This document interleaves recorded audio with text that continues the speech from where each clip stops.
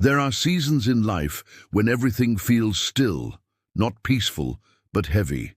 You wake up, go through the same routines, say the same words, think the same thoughts, and wonder why nothing ever changes. As Napoleon Hill once said, "Whatever the mind can conceive and believe, it can achieve." Yet most of us doubt that truth because it's easier to believe in failure than in our own power. Arthur was one of those people.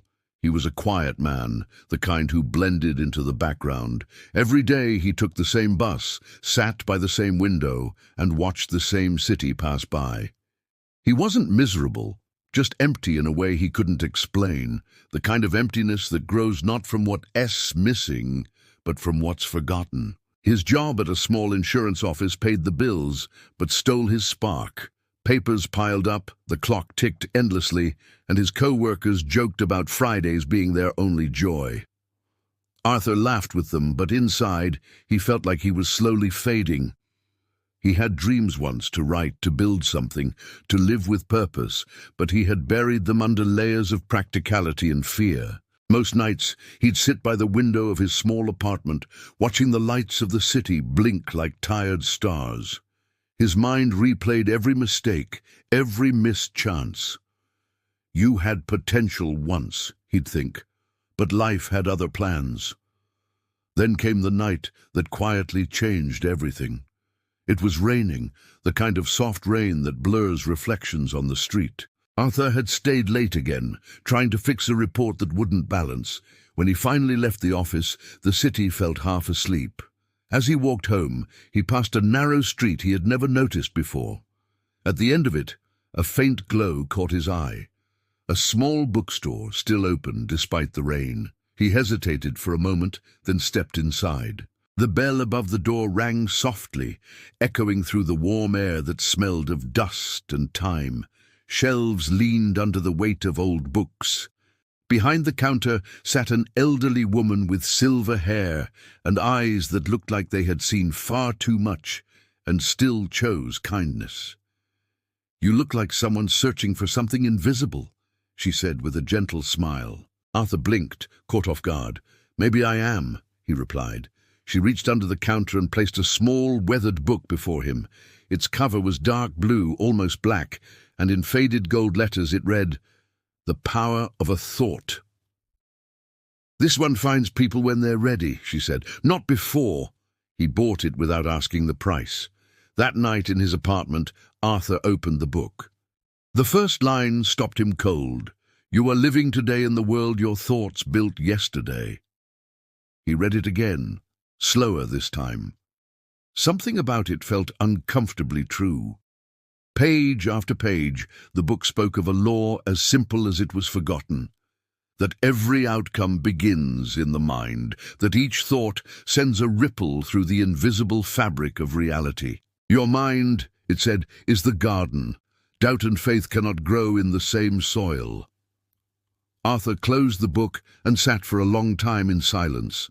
The sound of rain outside felt different now, softer, as if the world itself was listening. The next morning, he made a quiet decision. For 7 days, he would guard his thoughts as if they were gold. No complaint, no self-criticism, no negativity left unchallenged. At first, it was hard. His mind was like an untamed animal, pulling him back into old patterns.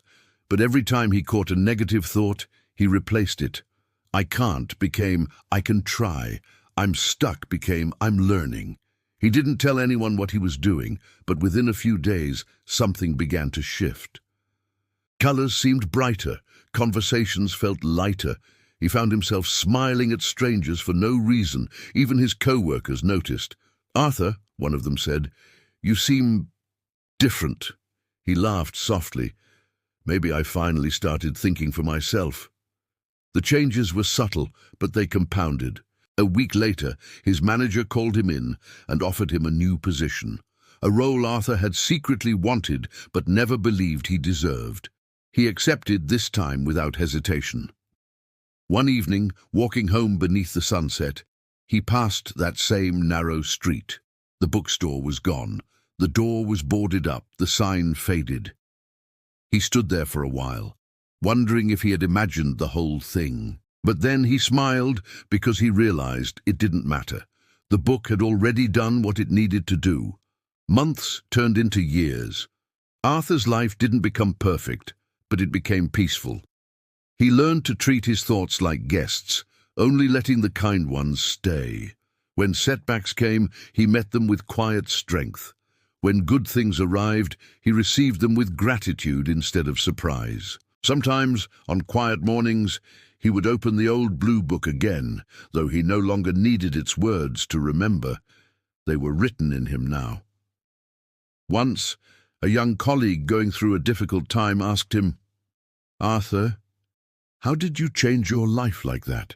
He smiled and said, "I stopped fighting reality and started shaping it, one thought at a time." Arthur never became rich or famous, but he found something most people spend a lifetime searching for: the peace that comes when your inner world and outer world finally agree. And as the years passed, he came to understand what the woman in the bookstore had really meant, that the greatest power in the universe is silent, invisible, and always waiting for us to notice it. Because, in the end, every miracle begins the same way, as a single thought that refuses to die. So the next time you catch yourself doubting your strength, remember Arthur's quiet discovery. The moment you choose a better thought, you begin to build a better life. If this story touched something inside you, share it so it can reach more hearts. Tell me in the comments, what did this message make you reflect on today? Let's keep growing together. This is only the beginning.